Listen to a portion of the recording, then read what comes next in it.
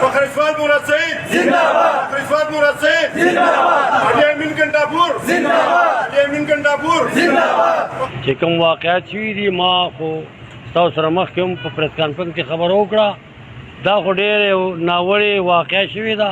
موږ د دې ما سره الفاظ نشته چې د دې مزاحمت وکړو، دې ته په کرکه وګورو. دا د هغې هغه اوازبختګي ده، د هغې بېلات دی، دا بېلات دی په موږ نه راتپي.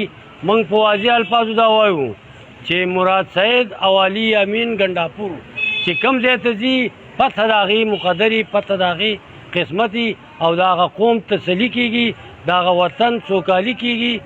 زه فاروق حیدر ته دا وایم چې تا کوم واقعات کړي دي نو د دې خمازه به تا ته ډېر زر میلاویږي او انشاءالله تعالی ستا په حلقه کې به ستا ته به په خپل ووټ پسې بیا ګرځې، انشاءالله ووٹ به هم تا ته نه میلاویږي.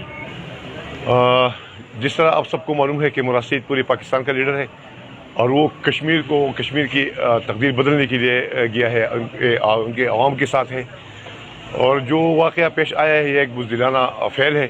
ہم اس کی شدید مذمت کرتے ہیں اور ہم کشمیری لوگ کو یہ کہتے ہیں کہ ہم کشمیر کے ساتھ ہیں، کشمیر کی عوام کے ساتھ ہے. مراد سعید کشمیر کی عوام کے ساتھ ہے، وہ ان کے لیے لڑ رہے ہیں، ان کی قسمت بدلنے کے لیے وہ ادھر گیا ہے، عمران خان کے ویژن پہنچانے کے لیے وہ ادھر گیا ہے. مجھے امید ہے کہ انشاءاللہ کشمیر کے عوام پاکستان تحریک انصاف کے حق میں فیصلہ دیں گے، وہ بیٹھ کے حق میں فیصلہ دیں گے. اور میں یہ بھی کہتا ہوں کہ مراد سعید کس سے ڈرنے والا یا دبنے والا نہیں ہے. مراد سعید پورے پاکستان کا لیڈر ہے، ہمارا دل کی دھڑکن ہے، وہ ہمارا لیڈر ہے. اور انشاءاللہ مراد سعید کشمیر میں موجود ہوگا تو کشمیر کے سارے مسائل انشاءاللہ حل ہوں گے. اور مجھے امید ہے کہ کشمیر کے عوام مراد سعید کا ساتھ دیں گے اور ان کی حفاظت کے لیے کشمیری عوام جو ہے وہ ان کے ساتھ رہیں گے. پرون چې کوم واقعه شوې ده د راجا فاروق حیدر په حلقه کې په وفاق وزیر علي امین ګنډاپور او فخر اسواد مراد سعید باندې چې کوم حمله شوې ده هغو په قابله باندې د هغې موږ پر زور مذمت کوو. خپل فخر اسواد مراد سعید ته دا پیغام ورکوو چې ته یو حکم وکړه انشاءالله په زرګاو ګاډي به ستا د حفاظت دپاره ستا سره د اظهار یکجهتۍ دپاره کشمیر ته درځي.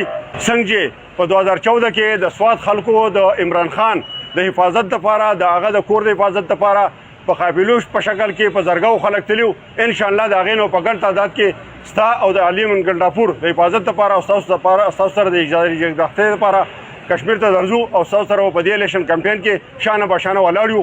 او انشاءالله مقدر د مسلم لیګ او د راجا فاروق حیدر د هغه مقدر دی، د هغه په قسمت کې لیکلی شوی دی. نو انشاءالله هغه د خپل شکست تسلیم کړي او ګټه د پاکستان تحریک انصاف او د عمران خان ده.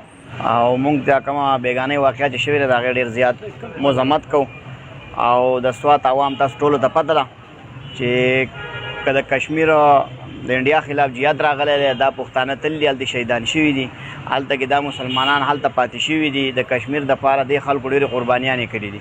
او موږ د دې خبرې ډېر زیات مذمت کوو. او انشاءالله که داسې دوباره څه واقعه راغله نو موږ د سوات عوام چې څومره یو پښتانه دا به انشاءالله د دغې خلاف وځو او چې په دې کې هر څه راځي د دې به هغه خلک ذمواري کم چې داسې پیشنګویي کوي او داسې یو غلط حرکت کوي، موږ به د هغې مذمت کوو او موږ به د هغې خلاف وځو او هر څه چې پکې راځي د هغې ذموار به دغه خلک دا کم چې دا پیرنګ میرنګ کوي یا څه مصیبت جوړوي. پرون چې کوم د دهشتګردي په راجا فاروق حیدر اول نه یو وارنینګ ورکړو چې د زمال قید راشي او پرون چې کله د هغې حلقې ته هغو دننه کېدو او هغو چې کومه دهشتګردي کړې په هغوی فایرینګ کړی، ډنډهبازي او نور چې د هغو څونه وس و هغې کړی. خو د پي ټي آی د هغه ځي ورکرانو هم شاباشي ورکوم چې هغو د مراد سعید صاحب او د علي امین ګنډاپور په ښه طریقه باندې د هغو دفاع کړې ده. او انشاءالله که مراد سعید موږ ته نن هم صرف یو وایس میسیج وکړو نو څنګه چې مخکې هم د سوات خلک د عمران خان د دفاع لپاره تلي او 10-12 ورځې شپې په نهر او په سړکونو کې پراته وو. انشاءالله کشمیر ته به په 24 تاریخ موږ ځو او انشاءالله په 25 جولای باندې څنګه چې په 25 جولای باندې پاکستان تحریک انصاف په پاکستان کې ګټلی او هم دغه شانتې به په کشمیر کې ګټي. مراد سعید علي امین ګنډاپور کې چې ګلګت بلتستان تلو دا غیر زړم ټول دنیا ته مخامخ دی او انشاءالله په 25 جولای به کوم چې هلته د مسلم لیگ نوم یو بادشاهت دی، د جمهوریت په نوم باندې یو بادشاهت دی، هغه به موږ ختمو. او نن هم د هغو وزیر اعظم دی، هم الیکشن کې هم د هغو وزیران دي، دونه خو د هغو یو خراب قانون دی مسلم لیگ د خپل ځان لپاره جوړ کړی، هم وزیر اعظم دی، هم نن الیکشن کوي. انشاءالله چې دغه جمهوریت نه دی یو بادشاهت دی، د دې خدمه په 25 جولای باندې د کشمیر عوام کوي او ګټه به د پاکستان تحریک